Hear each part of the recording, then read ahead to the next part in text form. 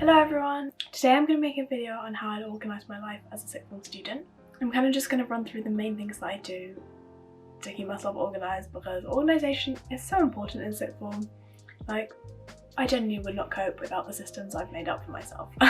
And I hope this video helps if you are starting sixth form or at any point in your sixth form, to just get an idea of what I do, and you might be able to implement some of the things that I do to make your life a bit easier. And if you have any advice, then please comment down below, because I know we could all use it. Okay, so the first thing is day folders and subject folders. So from the beginning of sixth form, I realised that I don't want to be carrying around a bag that has every single piece of work that I've done in for the whole of my 2 years available. Like, it's just too heavy. And so I kind of started off right from the get-go of having one folder with all of my current kind of work that I'm doing. So it's a folder that has in economics and Spanish, and because we have two teachers for each, it has a section for one teacher and a section for the other teacher. And then I've got like folders in the back, like, you know, the clicky ones, to have like a whiteboard and any spare piece of paper that I need, and then paper in the front. And it just keeps everything so organised. That means I have the work I need by just bringing that one folder every day to school. And then when we've kind of finished a topic, I will then go through the work from that topic. And for economics, what I do is I have one folder for questions and one folder for notes. And so I do all my, if we like are doing some notes in lesson and then we switch to some questions, I make sure I switch a piece of paper. And then when I go through my notes, I take out all the questions and put them in that bit of the folder, and all the notes and put them in there, just so that, because obviously I make the notes for my lesson usually like relatively soon after I've had the lesson, and I have all my notes in Notion, so I rarely look back at my notes, but obviously I don't want to throw them away, so they're just stored basically. Then all the questions are the useful bit that I might want to go back and redo and revise, and I don't want them to just be lost within all my notes, because it just makes it more difficult. I'm trying to make it as easy as possible to revise. And then for Spanish, I kind of do almost the same thing, but I take out all my class notes. If I've got any notes on the actual topic, they'll be used for the oral, which I'm not that good at actually doing in class. I usually have to go back and do them afterwards, which I've got a lot to do now, but oh well. Note to myself, my old first year sixth form self, go back and like actually start doing the notes as you're going along. I mean, I did it for economics, but not for Spanish. So yeah, I take out any notes I have. If we've got any like grammar bits, grammar worksheets, I take them out and put them a separate bit, because obviously that's quite useful to redo. And the rest of my notes is just like questions and stuff from the textbook, which realistically I'm not going to ever look back on, so I just file them. And it just means that my like folders that I use to revise have everything I need in them, but they're already sorted, so when I come back to revise I don't have to look through everything to find one thing that I want if I want to practice grammar, for example. So that's been really useful for me, to just know where everything is and be able to look through it simply. Now moving on to Firefly, this is what my school uses to set all our homework and like organise school life, I guess. So I thought it was kind of useful to mention, even though it's not something I personally choose to use myself. And basically with Firefly, we have our timetable on there and like random information on subjects, which I don't really use that much. And then we get set all our homework tasks on there. And so with Firefly, I just get all the tasks and I copy them all into Microsoft To Do. Once I have all of these tasks in To Do, they're all sorted into different categories. So for example, I have my just random tasks for my life. Then I have daily tasks and weekly tasks, which I have not been very good at completing, but it's useful to have them there if I have a bit of spare time. It's just stuff like vocab, extra Spanish listening. Then I have economics and Spanish, and I think I have economics revision and Spanish revision, just because I realised that there's revision tasks that I know when I go to revise, those are the tasks I should be doing, but I don't want them cluttering up my just daily homeworks and stuff I need doing for Spanish and economics. And then I have just have random other lists for other areas of my life. And this is really useful. First of all, you can set dates on when it's due, which is kind of useful for vocab, so I don't forget, because that's not a task that you do once and just finish. Like, that's a recurring task. You have to redo the vocab again and again to learn it. But it's just good because I have all my tasks in one place, like even non-school tasks. Then you can move them into like a day section. So if I like want to plan which tasks I'm doing today, I can move all the tasks into there, and they still stay in their like regular folders as well.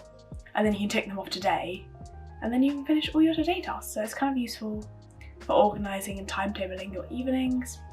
but I do mostly just use it as these are all my tasks that I need to do for Spanish, which one am I going to do next? Rather than Firefly, which is just the teacher set tasks, it allows me to set my own tasks that I know I need to be doing alongside them, so I can view them all just at a glance. The third thing I use is Notion, which I've already talked about lots on here anyway, but I basically use Notion for everything. The only thing I don't use it for is a to-do list, and it does have a to-do list function, but I just prefer Microsoft To Do. I use it to put all my notes in. I use it to have my retrospective timetables, which are in a previous video. I'll put in the cards up there and how I'm using them to revise my A-levels. Countdowns, meal plans, not that I use them anymore, but when we were in lockdown that was really useful. University stuff, keeping that all collated. My EPQ stuff, that was so useful, Notion. Just genuinely is the best place to put loads of information that I need, as well as my notes. You can categorize it so well. It's not like that you can categorize it as much as you want, so you can have folders in folders in folders in folders in folders, so everything can be like compartmentalized into the right spaces, so that at a glance I can see everything, but all the detail is there, and it's really helpful. If you haven't tried it, I highly recommend you try it. It does take a bit of a, like, it's a bit difficult to learn at first, but once you've learned it, it's so useful. And the final thing that I wanted to talk about is Toggl. I use Toggl Track. I think they have other like subsections of Toggl, but I've not used them before, so I don't know what they're like. But Toggl Track is basically, it allows you to track all your work you do on something. So I guess you could use it for any aspect of your life. You could track exercise, you could track like working, not schoolwork, but actual work. Especially if you're self-employed, that's probably quite useful. But I use it to track all my schoolwork, and I started using it last year in the second lockdown because I find it really difficult. As someone who's generally worked quite hard since even year 7, I worked way too hard in year 7.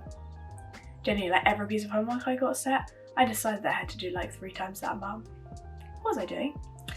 I now find it difficult to work out whether what I'm doing is enough. It's so annoying when you finish an evening and you feel like you've like not done any work at all and you've wasted the evening. And I thought the best way to do this is to actually have a way of tracking what work I'm doing, so that not only can I see that I'm doing the work and feel a bit better about myself, but I also have an idea of where I'm scheduling my time, and if I'm like spending way more time on art than all my other subjects, or way more time on economics than all my other subjects, just to bear that in mind and be like, okay, maybe I need to switch how I allocate my time a bit. Obviously, some subjects take more than others if you find them more difficult. Like last year I spent a lot more time on economics than I did Spanish.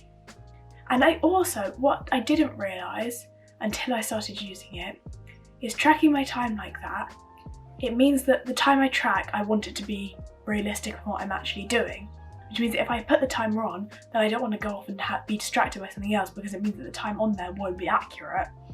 So it's quite a good, like, once the timer's on, I need to be focused on this for however long, and it obviously tracks it from, it's not a case of like, oh, you start at 5 o'clock and then you don't want to start any later, because then, I don't know, what is it with us where like, you either start work at 5 o'clock or you can't start until like 5:30. I don't know, it's just really useful, even for like 5-minute bits of work, because I can just see them all adding up, and it just makes me feel a bit better about myself. And it's so satisfying when you then go and look at your like monthly, however much you've done, and you can see that you've done like 20 hours this month, or 50 hours this month if it's a good month. I try and do 18 hours a week of schoolwork. I have not managed that yet this school year. That to me is what seems like a good amount, but I honestly have no idea. But it's just really useful, and obviously then at the end of the year, because I only started using it, as I said, I started using it at the beginning of last year, so now I can look back on the whole of the year and see I did like 600 hours of work or however I did, which is kind of nice to know in the back of your head. And with my EPQ, I'm like, oh, I spent this many hours on it, and it's, I don't know, it's just interesting for me, motivates me a bit, maybe less of an organisational tool, but helps me organise my time, so I thought it was useful to include. And I've not really heard anyone else speaking of them using it for schoolwork, and it's been really helpful for me.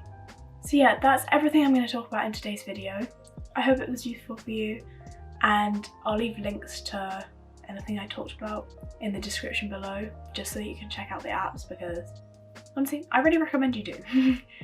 And yeah, thank you for watching. Bye.